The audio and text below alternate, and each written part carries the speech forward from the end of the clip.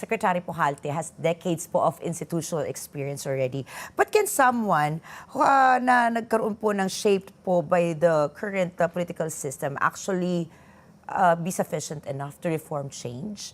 And kung meron po siyang ma-initiate na mga reforms, ano po sa palagay ninyo yung kailangan niyang pagtuunan po ng pansin?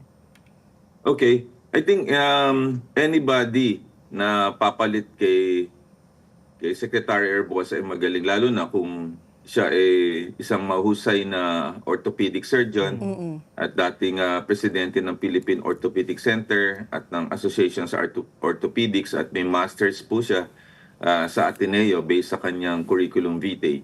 Ang metaphor lang, napalitan si Secretary Erbosa dahil meron siyang knee problem o knee replacement. And our healthcare is actually on its knees right now. Nakaluhod na ho tayo. And putting an orthopedic surgeon to fix a fractured system is actually the best one.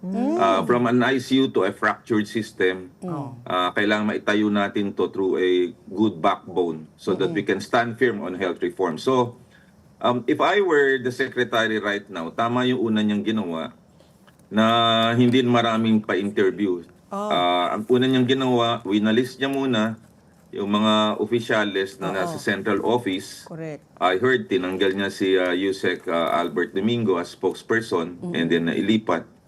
And then another, I think si Director Tina Marasigan, plus a lot more based dun sa kanyang pronouncement. At ang sabi niya, paigtingin ang pagsiserbisyo publiko at saka pagtuunan ng healthcare workers. Ako, ang tingin ko na dapat i-focus niya, given less than 2 years na lang siya, Correct. at marapit na yung SONA, dapat ang unang niyang gawin, ibalik yung pera ng PhilHealth. Kasi 60 billion and then zero subsidy, this year 130, at ang hinihiling ng PhilHealth management ngayon to Dr. Edwin Mercado for this year at 300 billion. Ang sususugan ko, doblehin to 600 billion. Kasi according to Professor Shelo Magno, ang widening gap na hindi nabibigay ng gobyerno ay 330. So kung ang ask ay 300 billion ni PhilHealth President Edwin Mercado, kasi ubos na daw ang budget sa first 5 months, doblehin niya. So after the SONA, he has to have the support of the President to ask that in Congress in order to increase the case rates or benefits and reduce the premium so that will reduce the out-pocket expenses. Kasi a PhilHealth right now, without much money, wala yan eh.